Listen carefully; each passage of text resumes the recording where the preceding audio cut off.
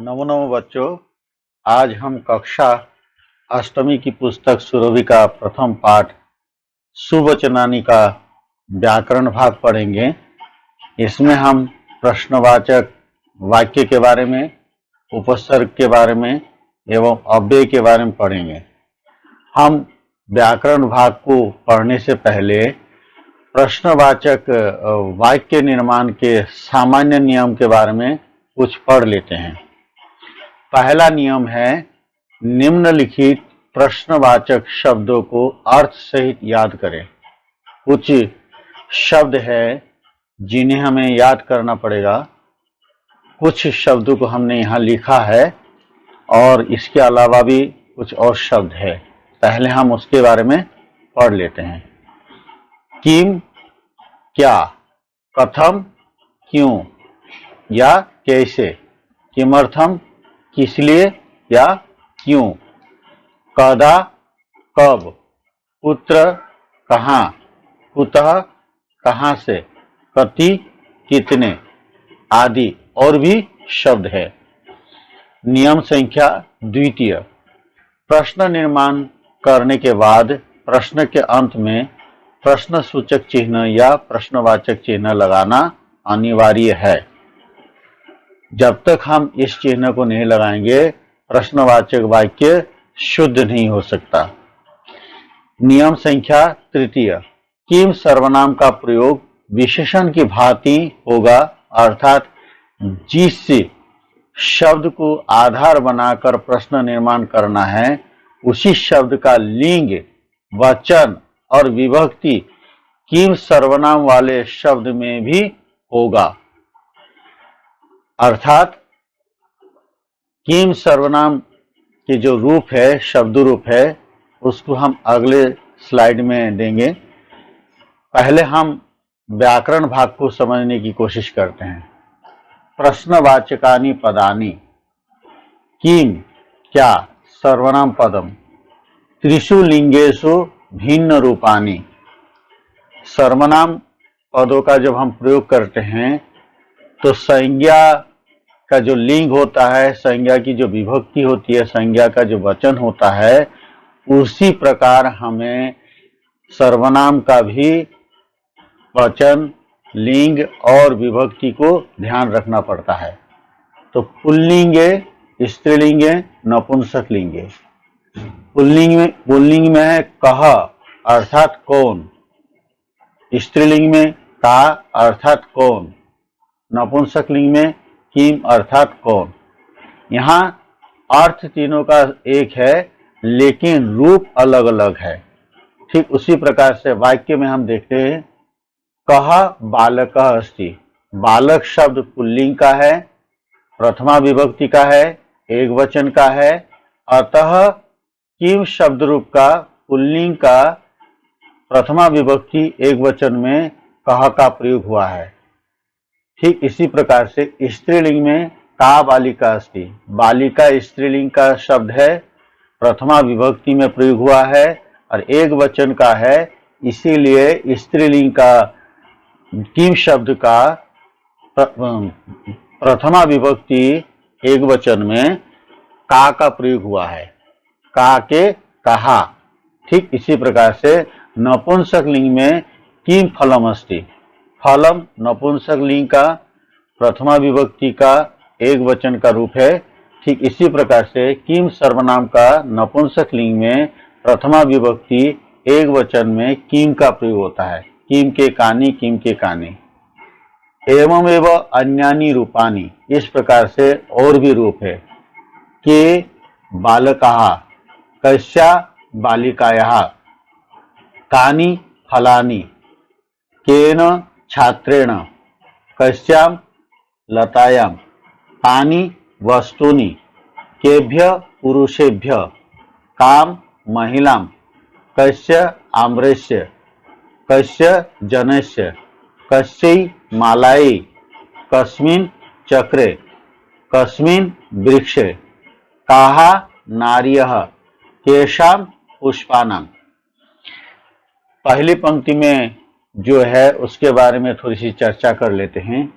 के बालकाः, बालक पुल्लिंग शब्द का प्रथमा विभक्ति का बहुवचन का रूप है। इसीलिए बालकः बालको बालकः का प्रयोग हुआ है। तो बालकः का जब प्रयोग यहाँ हमने किया है तो सर्वनाम में किम शब्द के सर्वनाम में प्रयोग हुआ है कह को के। तो बालकः बहुवचन में है, इसीलिए हमने यहाँ पर के का प्रयोग किया है। कस्याः बालिकायाः, बालिकायाः पंचमी और षष्ठी दोनों विभक्ति में इसका प्रयोग होता है। एक वचन का रूप है स्त्रीलिंग का, इसीलिए किम का स्त्रीलिंग का जो रूप है उसमें पंचमी और षष्ठी में कस्याः का प्रयोग हुआ है। इसीलिए कस्याः बालिकायाः, बालिका के अनुसार सर्वनाम का भी प्रयोग हुआ है। कानि फलानि, फलम फले फलानि, फलानि भी प्रथमा विभक्ति और द्वितीय विभक्ति बहुवचन में प्रयोग होता है।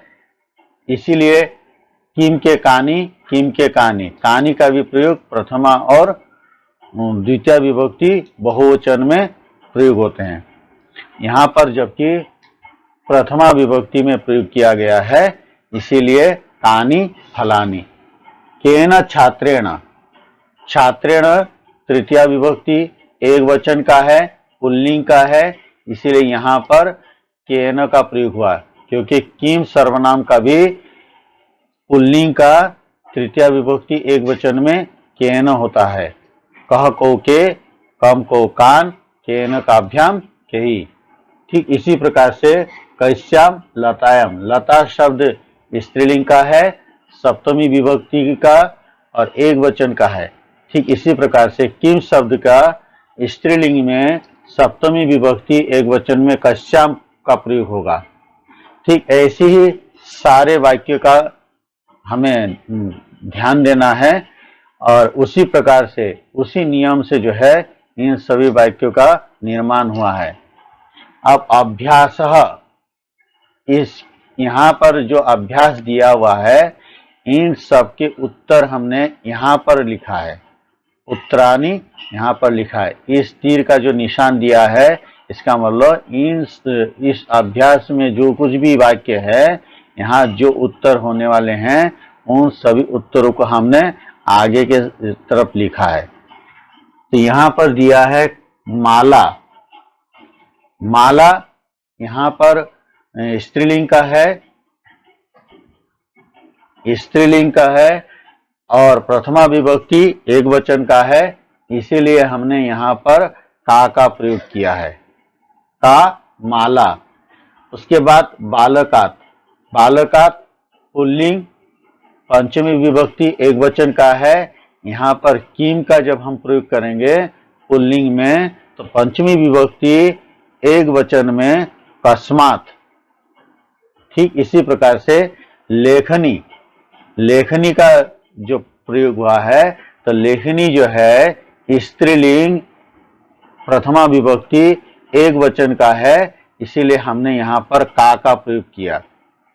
मूषक ही, मूषक ही तृतीया विभक्ति बहुवचन में है, पुल्लिंग में है, इसीलिए के ही का प्रयोग हुआ है।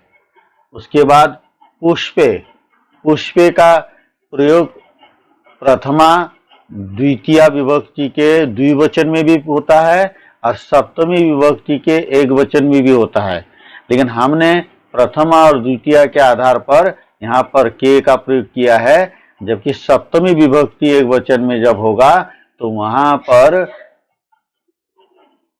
पर कस्मिन हो जाएगा। मूषिकायाः, मूषिका स्त्रीलिंग का शब्द है, इसीलिए हमने स्त्रीलिंग का प्रयोग किया है। पंचमी विभक्ति और षष्ठी विभक्ति में मूषिका का प्रयोग होगा, मूषिकायाः, और वहां पर हमने लिखा कस्याः। ठीक इसी प्रकार से पुष्पेषु, पुष्प शब्द नपुंसकलिंग का है, सप्तमी विभक्ति बहुवचन का है, इसीलिए हमने यहाँ पर केशु का प्रयोग किया। अजा, अजा प्रथमा विभक्ति स्त्रीलिंग का एक वचन का शब्द है, इसीलिए हमने यहाँ पर का प्रयोग किया है। वानरेभ्य, इसके लिए प्रयोग होगा केभ्यः। वने, इसके लिए दो शब्दों का प्रयोग होगा, कुत्र अव्यय का या किम शब्द का सप्तमी विभक्ति एक वचन का प्रयोग होगा। गजेन, केन, विमानानि, कानि। वाक्य निर्माणम कुर्वन्तु। यहाँ हमने 5 वाक्यों का निर्माण किया है, यहाँ और भी वाक्य बन सकते हैं। सः, सा, त्वम, अहम, वयम, युवाम, आवाम, यूयम, तौ, ते। कदा, कुत्र, कथम, किमर्थम, कुतः। धाव, पत, नम, चल, आ, जोड़, गम, खाद, क्रीड, भ्रम। यहाँ पर कर्ता का प्रयोग किया गया है, यहाँ प्रश्नवाचक शब्दों का प्रयोग किया गया है और यहाँ पर क्रिया के लिए धातुओं का प्रयोग किया गया है। हमने यहाँ पांच वाक्य का प्रयोग किया है, और भी वाक्य बन सकते हैं। सः कदा धावति, त्वं कुत्र चलसि, यूयं कुतः आगच्छतः, ते किमर्थं खादतः, वयं कथं भ्रमामः। अन्यानि प्रश्नवाचकानि पदानि, और दूसरे प्रश्नवाचक पद है कदा, कब, कुत्र, कहाँ, कथम, कैसे, क्यों, किस प्रकार, किमर्थम, किस लिए, कुतः, कहाँ से, कति, कितने। एतानि अव्यय पदानि सन्ति, ये सब अव्यय पद है। किम शब्द रूप तीनों लिंगों में। पुल्लिंग एक वचन, द्विवचन, बहुवचन। प्रथमा कह, कौ, के। द्वितीया कम, कौ, कान। तृतीया केन, काभ्याम, केयी। चतुर्थी कस्मे, काभ्याम, केभ्य। पंचमी कस्मात्, काभ्याम, केभ्य। षष्ठी कस्य, कयोः, केषाम्। सप्तमी कस्मिन्, कयोः, केषु। किम का स्त्रीलिंग में एक वचन, द्विवचन, बहुवचन। विभक्ति का प्रयोग हमने इधर कर दिया है, इसीलिए उसी को ही हमें मानना है। प्रथमा का, के, कहा। द्वितीया काम, के, कहा। तृतीया कया, काभ्याम, काभी। चतुर्थी कस्य, काभ्याम, काभ्य। पंचमी कस्याः, काभ्याम, काभ्य। षष्ठी कस्याः, कयोः, कासाम। सप्तमी कस्याम, कयोः, कासु। नपुंसक लिंग में एक वचन, द्विवचन, बहुवचन। प्रथमा किम, के, कानी। द्वितीया किम, के, कानी। और शेष रूप नपुंसक लिंग के शेष विभक्ति के रूप तृतीया से लेकर सप्तमी तक पुल्लिंग की तरह देखे। उपसर्गाः, पहले हम उपसर्ग की परिभाषा समझते हैं। उस अव्यय या शब्द को उपसर्ग कहते हैं जो कुछ शब्दों के आरंभ में लगकर उनके अर्थों का विस्तार करता अथवा उनमें कोई विशेषता उत्पन्न करता है। जैसे आ, अनु, अप, वि आदि उपसर्ग हैं। ऐसे संस्कृत में 22 उपसर्ग हैं। अथवा उपसर्ग उप, समीप, जोड़, सर्ग, सृष्टि करना। इसका अर्थ है किसी शब्द के समीप आकर नया शब्द बनाना, जो शब्दांश शब्दों के आदि में जुड़कर उनके अर्थ में कुछ विशेषता लाते हैं, वे उपसर्ग कहलाते हैं।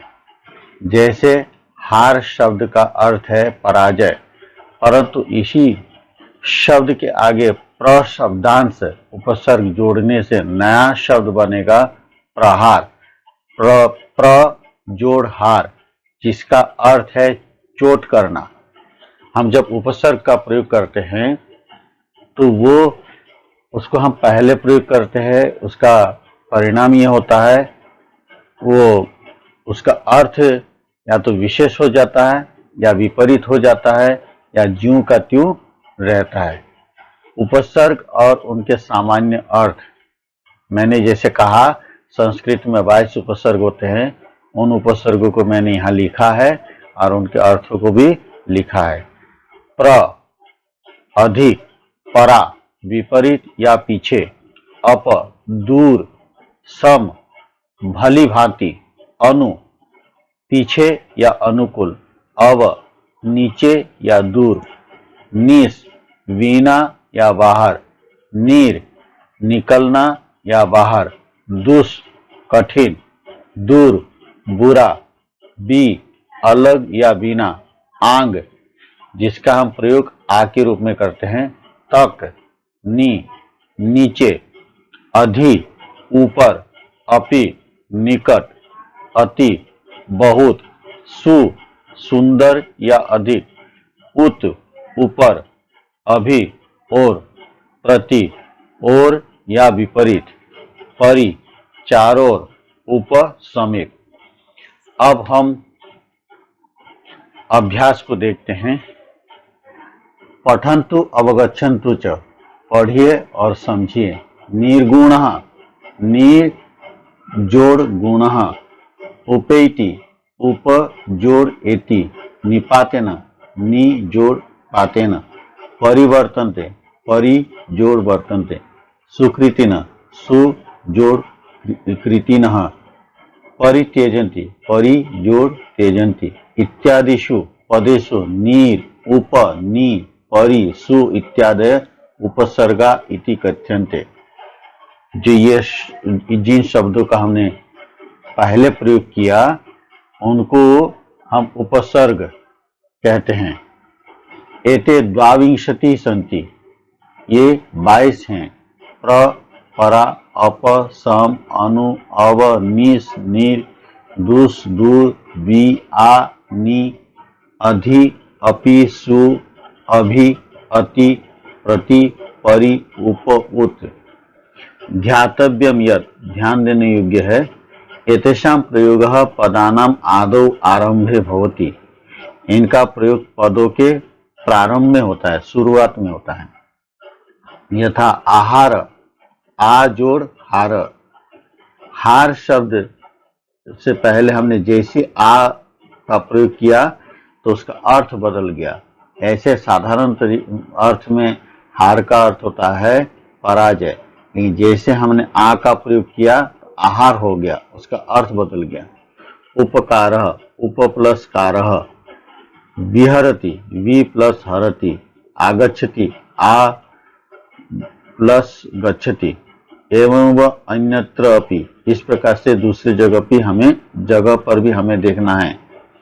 उपसर्गेण युक्तस्य पदस्य अर्थ क्वचित भिन्न अथवा विशिष्ट भवति, उपसर्ग से युक्त पद का अर्थ क्वचित कहीं भिन्न अर्थात अलग अथवा विशिष्ट भवति, विशेष हो जाता है। यथा गच्छति आगच्छति, हरति विहरति अथवा प्रहरति, जनः सज्जनः अथवा दुर्जनः। क्वचित अर्थभेद न भवति, कहीं कहीं पर उसका अर्थ बदलता नहीं है। जैसे जयः विजयः, नमति प्रणमति।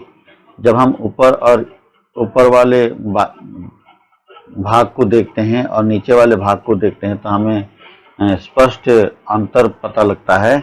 गच्छति जाता है, आगच्छति आता है, हरति हरण करता है, विहरति घूमता है अथवा प्रहरति प्रहार करता है, जनः साधारण व्यक्ति, सज्जनः अच्छा व्यक्ति अथवा दुर्जनः। लेकिन यहाँ जय का प्रयोग किया, जय मतलब विजय होता है और विजय मतलब उसको भी विजय ही कहते हैं। नमति नमस्कार करता है, प्रणमति वहां पर भी अर्थ समान ही रहता है, नमस्कार करता है। एतानि वाक्यानि पठन्तु अवगच्छन्तु च, इन वाक्यों को पढ़िए और समझिए। छात्र विद्यालयम गच्छति, छात्र विद्यालय जाता है। स विद्यालय पाठम अवगच्छति, वो विद्यालय में पाठ समझता है। विद्यालयात् पाठम पठित्वा स गृहम आगच्छति, विद्यालय से पाठ पढ़कर वह घर आता है। यहाँ पर गच्छति का प्रयोग किया। अव उपसर्ग लगाते ही उसका अर्थ बदल गया। आ उपसर्ग लगाते ही उसका भी अर्थ बदल गया। गच्छति जाता है, अवगच्छति समझता है, आगच्छति आता है। रामः वनं गच्छति, सीता अपि रामम् अनुगच्छति, तो तत्र कष्टम अनुभवतः। राम वन जाता है, सीता अपि रामम अनुगच्छति, सीता भी राम का अनुसरण करती है, तो तत्र कष्टम अनुभवतः, वे दोनों वहां कष्ट का अनुभव करते हैं। गुरु आश्रमं प्रविशति, सह छात्रं प्रश्नं पृच्छति, शिष्य आसनात् उत्तिष्ठति, उत्तरति च, पुनः गुरु छात्रम उपदिशति। गुरु आश्रमं प्रविशति, गुरु आश्रम में प्रवेश करते हैं। सह छात्रम प्रश्नं पृच्छति, वह छात्र को प्रश्न पूछते हैं। शिष्य आसनात् उत्तिष्ठति, शिष्य आसन से खड़ा होता है। उत्तरति च, और उतरता है। पुनः गुरु छात्रम उपदिशति, फिर गुरु छात्र को उपदेश देते हैं।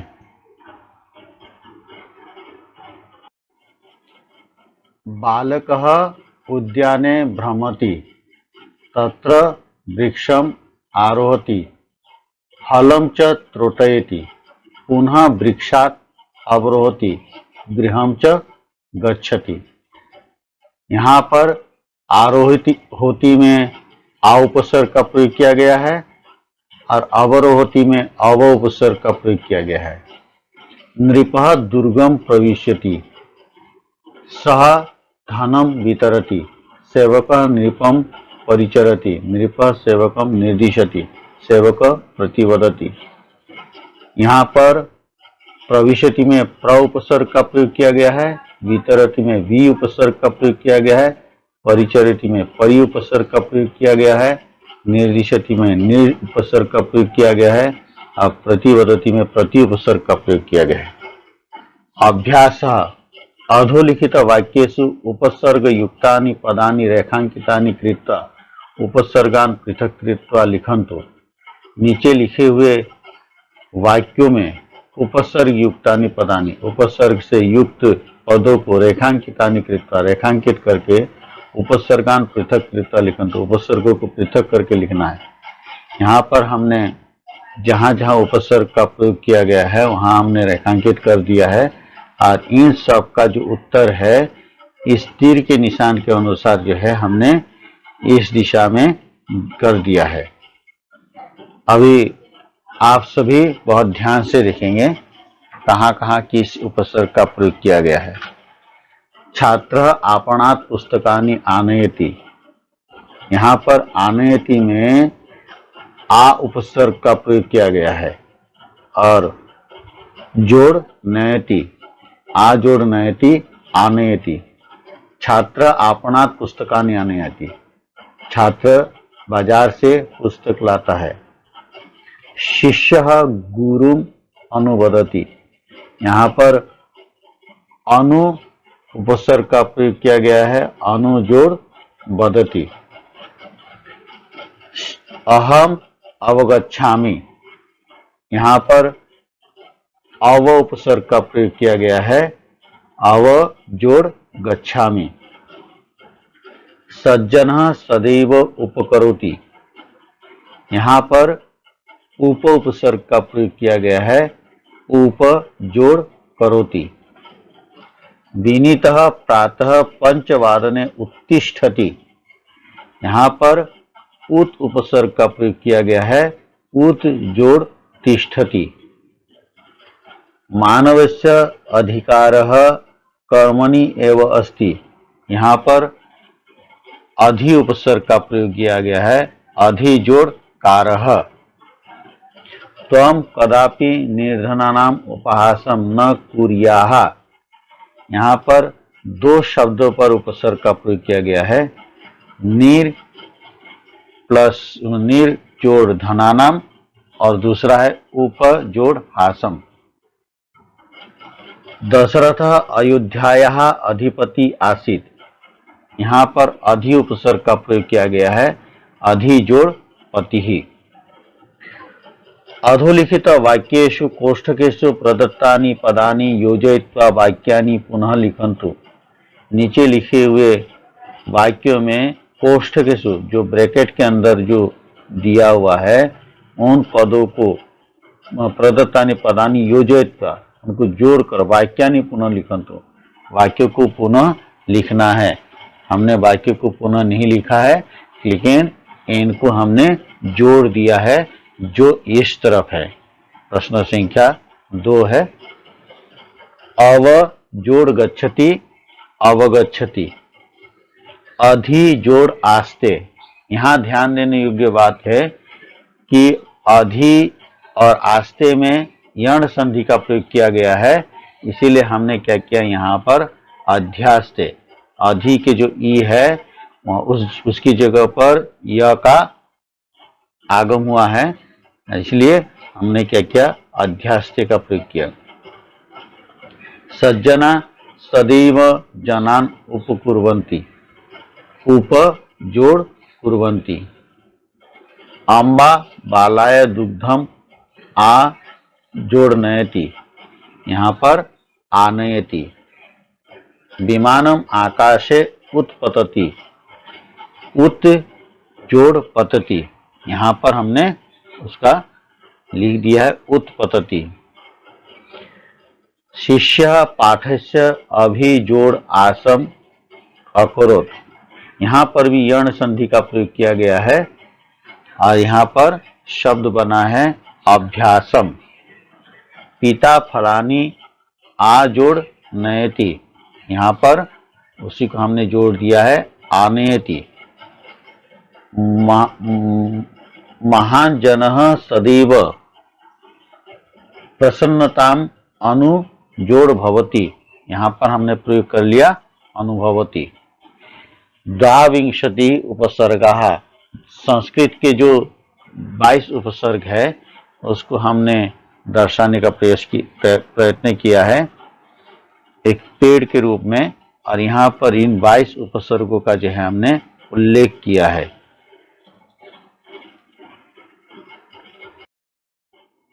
अव्यय पदानि, अव्यय पदानि को समझने से पहले अव्यय को समझ लेते हैं। इसके लिए एक प्रसिद्ध श्लोक है, सदृशम त्रिषु लिंगेषु सर्वासु च विभक्तिषु वचनेषु च सर्वेषु यन्न व्ययति तदव्ययम्। भावार्थ, सभी लिंगों, विभक्तियों व वचनों में जो न बदले, एक जैसा रहे, वह शब्द अव्यय कहलाता है।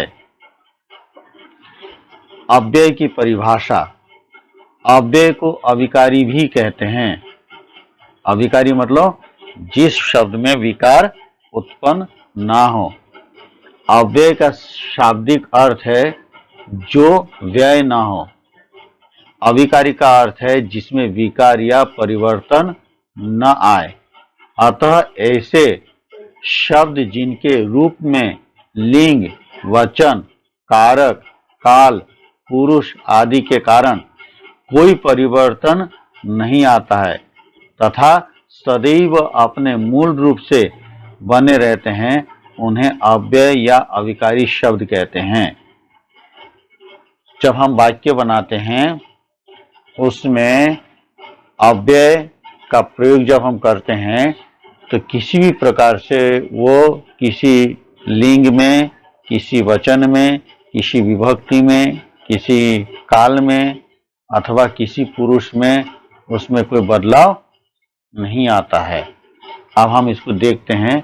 अव्यय पदानि निम्नलिखितान शब्दान पश्यन्तु पठन्तु च, निम्नलिखित शब्दों को देखिए और पढ़िए।